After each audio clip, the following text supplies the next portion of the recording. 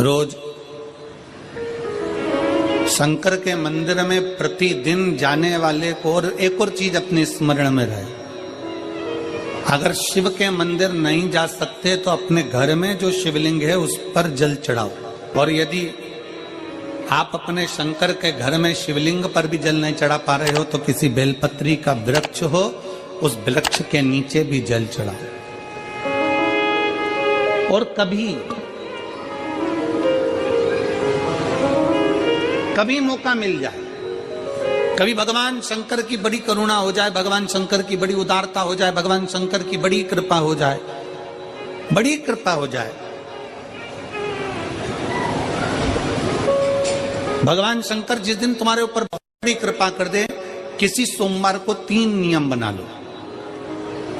जिस दिन मेरा भोले बाबा तुम पर कृपा कर दे उस दिन सोमवार का एक नियम बना कि महीने का एक सोमवार मुझे ऐसा करना है, 3 नियम धारण करना है महीने के सोमवार को। पहला, सुबेरे जाकर शंकर भगवान को 1 लोटा जल चढ़ाना है। दूसरा, दोपहर के समय पर जाकर मुझे बेलपत्री के वृक्ष के नीचे एक चावल का दाना रखकर बेलपत्री की 7, 11, 21, 108, 51 जितनी परिक्रमा आप लगा सकते हो वो लगाना है। और तीसरा, बेलपत्री के वृक्ष के नीचे और शंकर के मंदिर के दरवाजे पर मुझे एक घी का दीपक लगाना है। बस ये 3 नियम जिसने महीने में एक बार ले लिया, समझ लो उसको पीछे हटने की जरूरत ही नहीं, वो आगे ही बढ़े। महीने के किसी एक सोमवार का ऐसा नियम बना लो कि मुझे 3 नियम धारण करना है महीने के किसी भी एक सोमवार को। हम ये नहीं कहेंगे कि तुम सोमवार 5 पढ़ रहे हैं तो 5 को करो, 4 पढ़ रहे हैं तो 4 को करो, 3 पढ़ रहे हैं तो 3 को करो।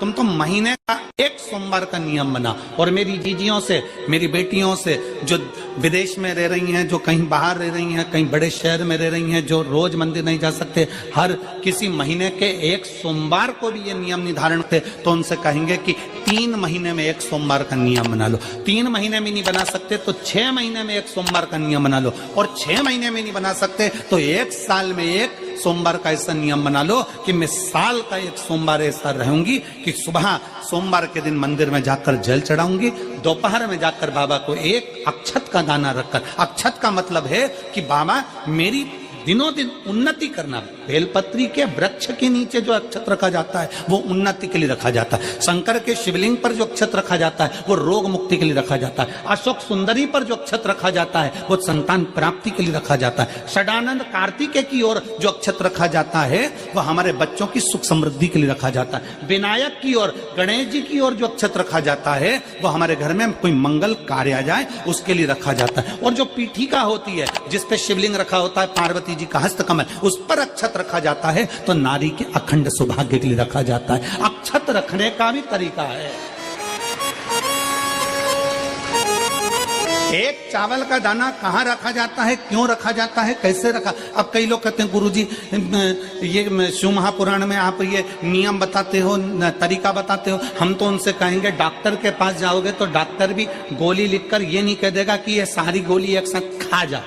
डॉक्टर भी कहेगा ये गोली सुबह खाना है, ये गोली शाम को खाना है, ये गोली दोपहर में खाना, ये गोली भूखे रहकर खाना। बोलो सही है कि गलत है? ये रात्रि को खाना खाने के बाद खा लेना, ये खाना खाने के पहले, ये नाश्ते के पहले। और सुनो, ये दवाई, ये वाली पीछे वाली जो दवाई लो ना इसको दूध से लेना, ये वाली जो दवाई लो ना इसको पानी से लेना। और सुनो, ये डब्बी है इसको पानी में मिलाकर फिर पीना। दवाई लेने का भी तरीका है, उसी तरह शिव महापुराण में एक एक अक्षत का भी तरीका है और एक एक बेलपत्री का भी तरीका है। अब मान लो कई लोग कहते हैं गुरुजी आप ये तरीका बताते हो शिव पुराण के माध्यम से, कई लोगों के मन में संशय जागता है, तो अगर हम एक साथ चावल चढ़ा दे तो उसका क्या तरीका है? तो हमारा निवेदन है डॉक्टर जो दवाई ले एक ही बार में निपटा जाए, एक ही बार में खा ले। दवाई एक बार में पूरी खा गए असर नहीं करेगी, इसमें डॉक्टर का कोई दोष नहीं है। उसने तो बताया था ऐसे लेना, ऐसे लेना। और तुमने, मैं डॉक्टर साहब ने पूछा दवाई पूरी ली, शाम की दवाई भूल गई थी, सवेरे की दवाई भूल गई थी, ये दवाई भूल गई थी। डॉक्टर कहेगा हमने तो नियम बताया था, तुमने नहीं खाई तो असर कहां से करेगी? तुम असर कब करती है? जब हम पूजन के तरीके को जान जाए, जब हम अर्चना के तरीके को जाए। आप साल भर का एक सोमवार निकाल लो, 6 महीने का एक सोमवार निकाल लो, 3 महीने का एक सोमवार निकाल लो, महीने का एक सोमवार निकाल लो, अपने से दिल में बन जाए तो एक सोमवार ऐसा निकालो जिसके 3 नियम धारण हो। पहला, उसी सोमवार जिसको कर रहे हो उस दिन सुबह जल चढ़ाना। दूसरे, दोपहर के समय पर जाकर बेलपत्री के वृक्ष के नीचे एक चावल का दाना रखना और परिक्रमा बेलपत्र की जितनी तुमसे बन जाए, जितनी तुम्हारे शरीर की कैपेसिटी हो, जितना तुम्हारा शरीर चलते बन जाए।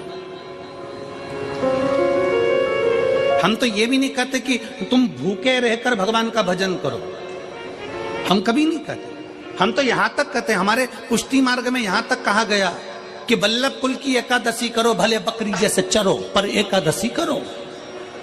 हम तो यहां तक कहते हैं कि बहुत समय से कल मेरी एकादशी है, एकादशी है, एकादशी है, एकादशी है, पूरे घर को हिलाकर रख दिया, एकादशी है, एकादशी, एकादशी है। बहू टेंशन में, बेटा डिप्रेशन में, पति पपीता ला ला के, सेव फल ला ला के, मूंगफली का दाना ला ला के, काजू कतली ला ला के, सेव फल ला ला के, और सारा सामान, साबूदाना और खिचड़ी और ना चिप्स ना जाने क्या क्या ला ला के, बेचारा पति एकादशी आती है वो नौमी से चिंता में पड़ जाता है।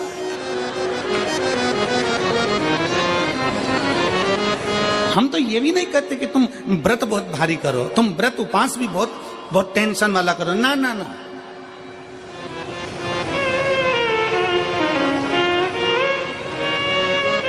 अपने को व्रत उपास भी इतना बहुत भूखे रह रहे हो, बहुत प्यासे रह रहे हो और मालूम पड़े कि भगवान हमें मिलेगा, भगवान हमें मिलेगा। भगवान कहता है कि देख भाई, मैं भी भूखा नहीं रहता, तू भी भूखा मत रहे, मैं भी चकाचक रहता हूं, तू भी चकाचक रहे, मैं भी अपने। और भगवान शंकर तो ये भी कहते हैं कि अपना परिवार भी मत छोड़ो। मेरे पास में पार्वती भी, एक ही देवता है जो विद फैमिली मंदिर में बैठता है। शंकर जी हैं तो पार्वती जी है, तो गणेश जी हैं, तो कार्तिकेय जी हैं, तो नंदी है, सब मंदिर के अंदर चाहिए। शंकर भगवान अपने पूरे परिवार के साथ। शंकर जी तो ये कहते हैं अकेले तुम क्यों रहते हो। शिव जी की एक बात अपने ध्यान में रखना, कितनी सुंदर बात है शंकर भगवान की, बहुत ध्यान में रखिएगा। आप जौहरी नहीं हो, हीरे को नहीं परख सकते। हम भी जौहरी नहीं है, हम हीरा को नहीं समझ सकते। पर भगवान शंकर ने पृथ्वी पर जिसको जन्म दिया उसको जौहरी बनाकर पैदा किया है, उसको जौहरी बनाकर भेजा है कि आप भले हीरा को न समझो चलेगा, पर अपने नजदीक में कोई दुखी है तो उसकी पीड़ा को जरूर समझना। भगवान शंकर कहते हैं उसकी पीड़ा का स्मरण होता है।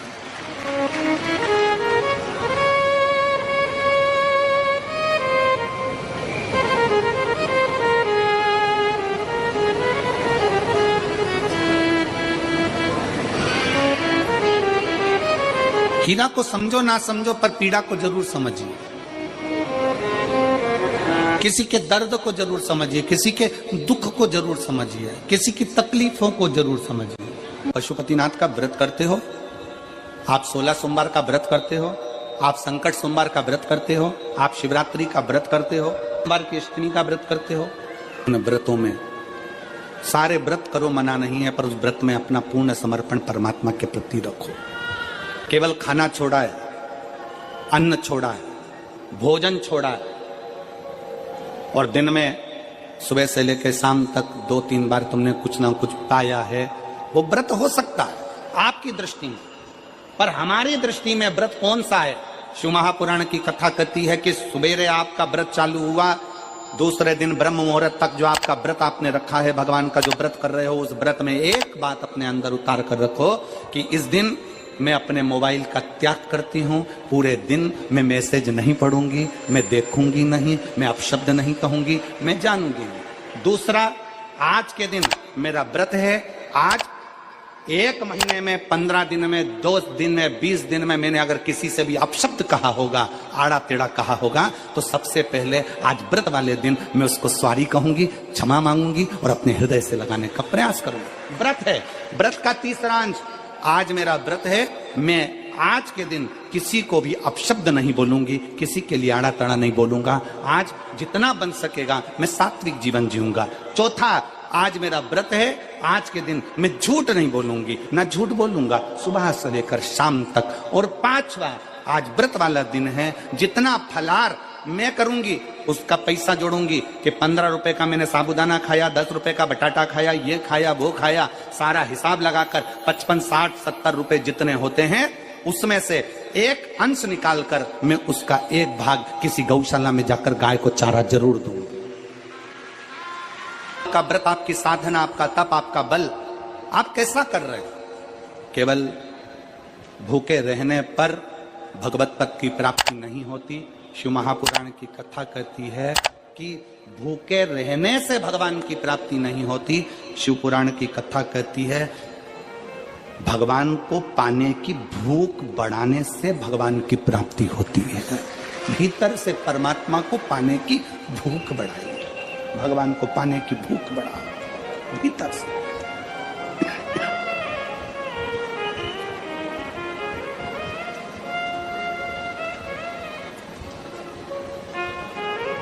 व्रत करो मना नहीं, तप करो मना नहीं, साधना करो मना नहीं, पर उस तप साधना में, व्रत में परमात्मा को पाने की ललकता हो आपके भीतर, भगवान को पाने की ललकता हो आपके भीतर, भगवत पद को पाने की ललकता हो आपके भीतर, तो भगवान।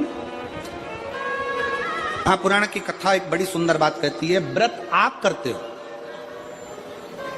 उपास आप करते हो, नियम आप लेते हो, पूरा किसको करना पड़ता है? तुम्हें नहीं। व्रत आप करते हो, उपास आप करते हो, नियम आप लेते हो और पूरा देवाधिदेव भगवान शंकर करते हो। बस इतना जरूर याद रखें कि जैसे कुछ प्राप्त हो भी गया तो शिव को धन्यवाद देकर शंकर के दरवाजे पर जाते रहना, यह हमारा कर्तव्य है।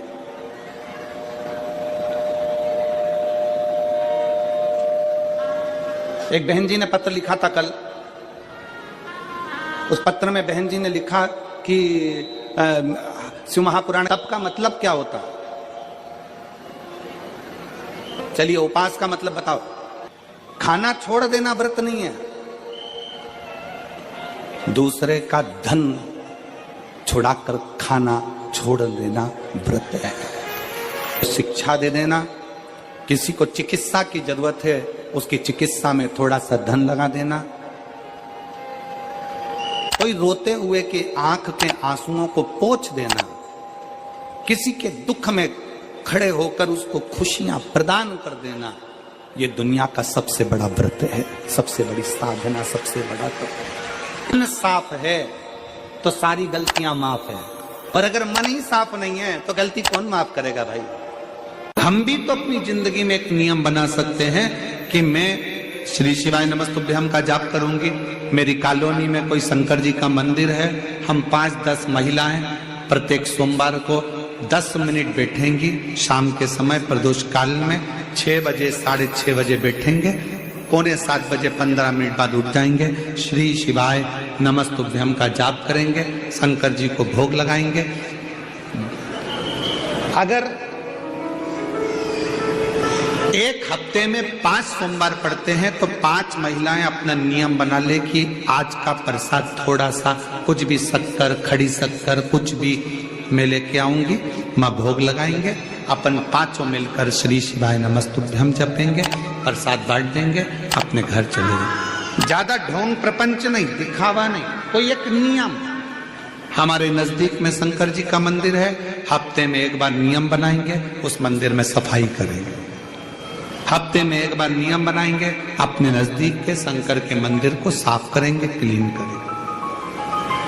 एक नियम अपने अंदर बनाओ शिव के प्रति।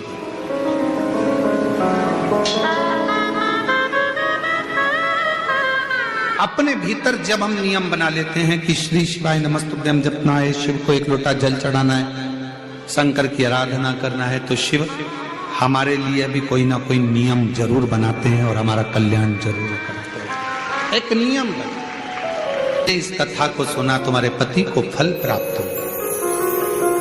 कलिकाल में संसार में जो शिव महापुराण की कथा को सुनता है, श्रवण करता है, करवाता है, बाँचता है, सुनता है, वो जितने जीव इस कथा को श्रवण करने आते हैं, केवल उनका ही नहीं, उनकी 71 पीढ़ी का कल्याण शिव पुराण की कथा कर। लंबी बाती का प्रमाण अलग होता है। लंबी बाती क्यों लगाई जाती है? भगवान के मंदिर में, दीप में, देवियों की पूजन में, लक्ष्मी की वृद्धि के लिए। कौन से देवता क्या लंबी बत्ती लगती है और कौन से देवता क्या गोल बत्ती लगती है, उसका भी प्रमाण वर्णन। किसी देवी की पूजन करो तो लंबी बत्ती आती है, कुल देवता की पूजन करो तो लंबी बत्ती आती है। किसी मंदिर में किसी देवता को लगाने जाओ तो गोल बत्ती लगती है, उसका भी प्रमाण है। लंबी बत्ती जहां लगाई है, अगर लक्ष्मी के सामने लगाई है तो लक्ष्मी की लंबाई बढ़ती है, लक्ष्मी की वृद्धि बढ़ती है। अगर कुल देवता के नाम की लगाई है तो वंश की वृद्धि होती है। इसलिए हमारे यहाँ अमावस्या पूनम को जो पाटे माटे भराते हैं उसमें गोल बत्ती नहीं लंबी लगाई जाती है, जिससे हमारा वंश बढ़े। नवरात्रि में देवी जी की जो बाती लगाई जाती है वो लंबी लगाई जाती है, गोल नहीं। क्यों? क्योंकि जिससे माँ हम पर कृपा बना कर रखे, हमारा वंश खूब बढ़े, हमारे यहाँ लक्ष्मी की वृद्धि हो। स्थिर बाती, गोल बाती लगाई जाती है ब्रह्मा के मंदिर में, इंद्र के मंदिर में, देवता के मंदिर में। तुलसी के सम्मुख में लंबी बाती नहीं लगती, तुलसी के सम्मुख में गोल बाती लगाई जाती है महाराज, जिससे स्थिरता का भाव केंद्रित। स्थिर